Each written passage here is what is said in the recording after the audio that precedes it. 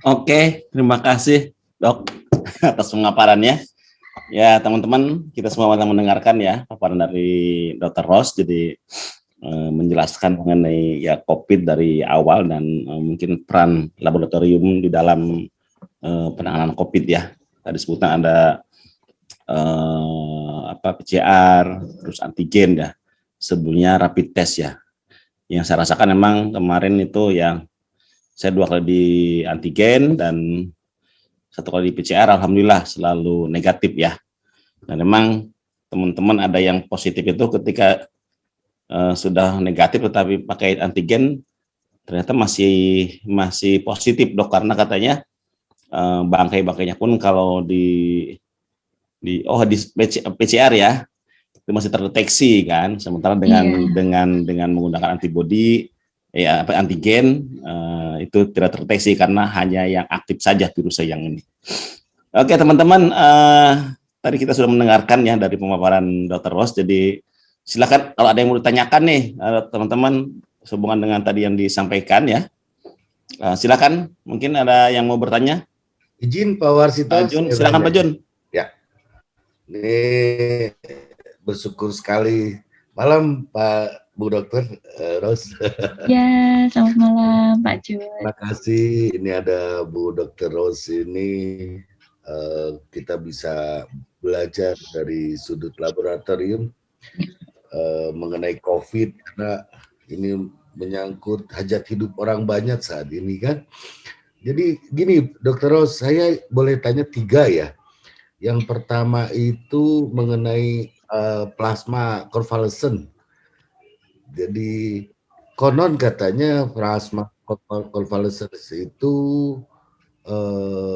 hanya bisa dalam waktu setelah penyembuhan 3 bulan. Apakah betul itu ya? Saya satu-satu atau langsung bertiga nih Pak Warsito? Satu-satu aja kali ya Dok? Iya, Boleh. Silakan Dok. Ya. Plasma konvalesen hanya 3 bulan. Betul ya? Didapatkannya atau apanya nih Pak maksudnya ya? Jadi kalau untuk penyembuhan COVID katanya itu hanya bisa dipakai dari orang yang baru sembuh itu di bawah 3 bulan. Kalau lewat 3 bulan maka plasma konvalesennya tidak bisa diambil.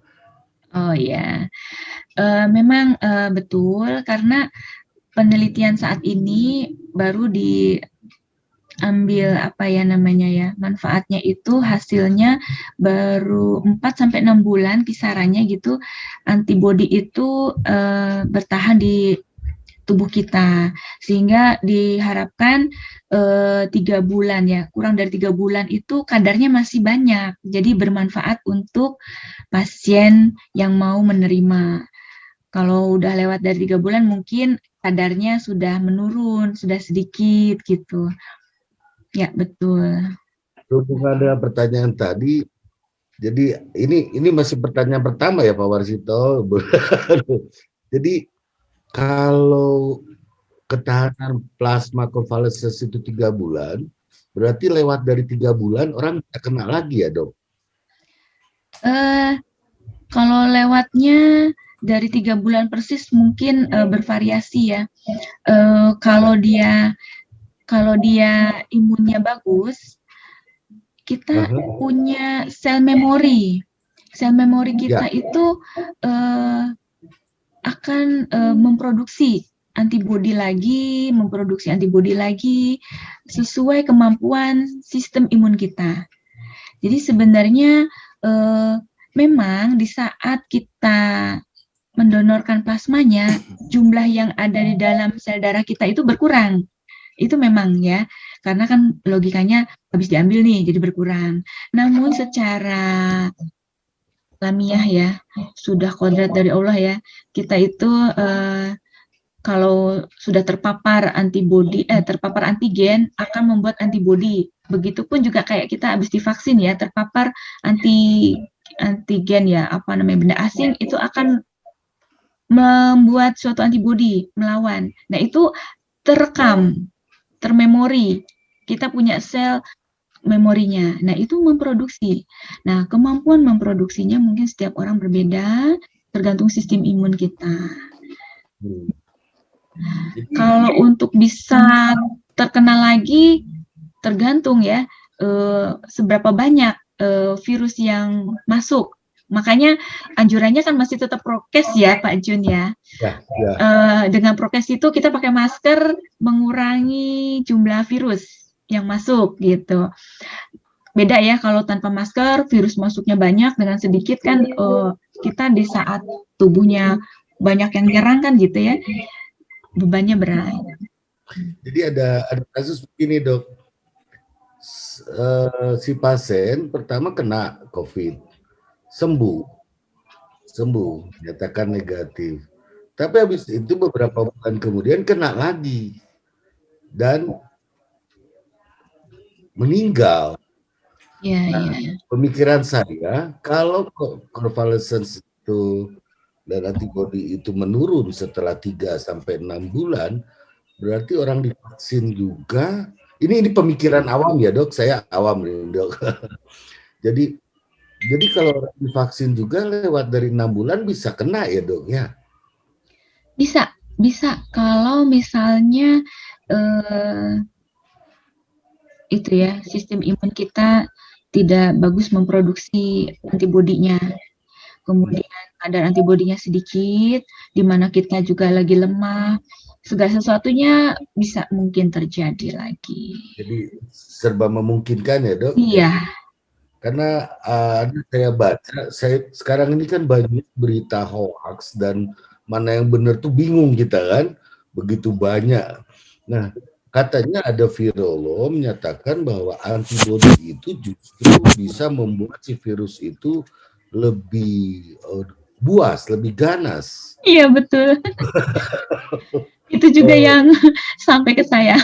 Sampai juga ke dokter Ros ya. Jadi agak membingungkan memang ya. Iya.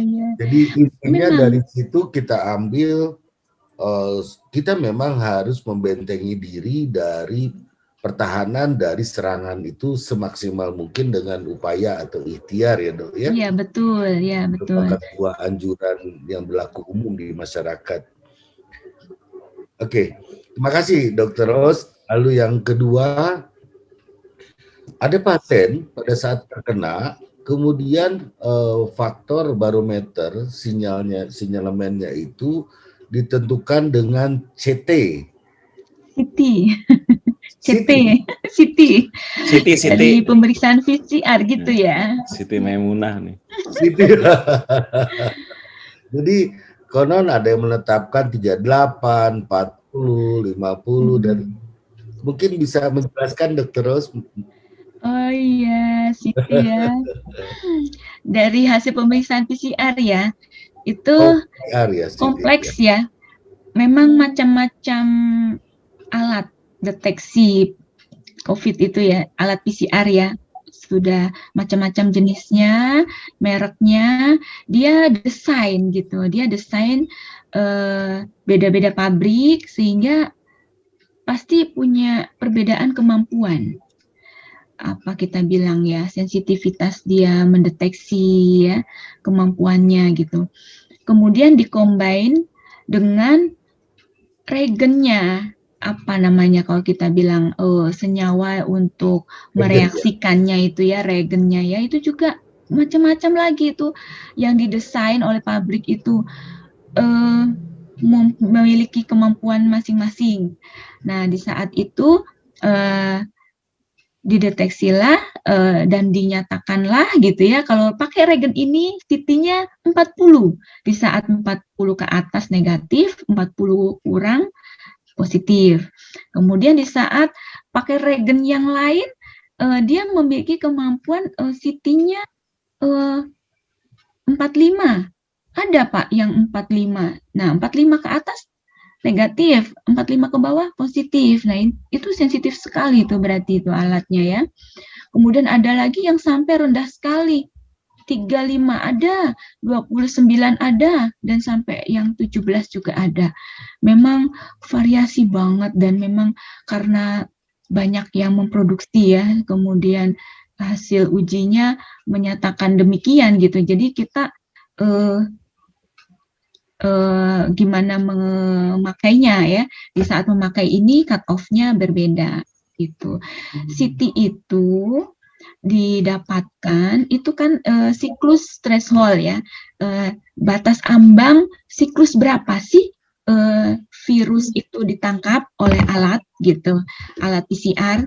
Nah, di saat kita misalnya mendapatkan nilai 37 CT-nya. Nah, di saat siklus 37 itu alat menangkap adanya sinyalemen adanya virus di dalam spesimennya. Maka keluarkanlah CT 37. Kemudian kalau misalnya ada sampel yang lain CT-nya 30.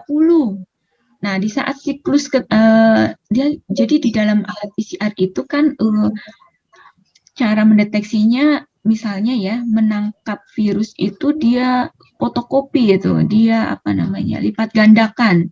Nah, di saat lipat ganda ke 30 alat menangkap adanya sinyal bahwa ada virusnya nih gitu. Nah, itu CT, Pak. Gitu. CT itu apa sih, Dok? Siklus threshold. Jadi batas ambang siklus lipat ganda keberapa sih alat bisa menangkap. Jadi logikanya gini, kalau di dalam sampel itu ada satu virus, kemudian dia lipat gandakan virusnya. Nah, di saat dilipat gandakan terus keberapa dia memberikan sinyal ke dalam alat itu, oh ada nih si virusnya gitu. Nah, kalau virusnya banyak, dia akan cepat tuh memberikan sinyal untuk menunjukkan ke alat, alat itu bisa nangkep gitu adanya sinyal. Jadi ya memang suatu teknik kompleks ya di dalam alat itu menangkap virus dengan gen target gitu ya. Kemudian gen targetnya diberi seperti sinyal-sinyal gitu kita bilang ya. Supaya bisa ditangkap oleh alat gitu, dideteksi oleh alat. Nah, sinyal ini pada siklus keberapa ya? Jadi kayak apa sih namanya ya? Saya bilang. Susah nyari bahasa yang ini. Di dalam laboratorium iya harus pakai gambar ya. Dengan bahasa awam misalkan CT 40 artinya apa, Dok? Awam saja. Di siklus ke-40 alat itu menangkap 40 apa parameternya? 40 lipat, 40%. Jadi di dalam alat itu kan kayak melakukan penggandaan itu dilipat-lipat. Satu virus ditangkap di dalam alat tuh kayak digodok lah gitu ya. Digodok menjadi 2 kali lipat, menjadi 10 kali, menjadi sekian kali. Nah, di saat berapa kali memberikan sinyal ditangkap oleh alat, nah itu 40 kali berarti CT-nya 40. Oh, 40 kali. Iya. Oke. Dok, ini satu lagi ya. Kita orang awam pusing ini. Pusing sih ya beneran aja. Taunya Siti Maimunah aja. Siti Maimunah. Nama ibuku loh. Oh, maaf.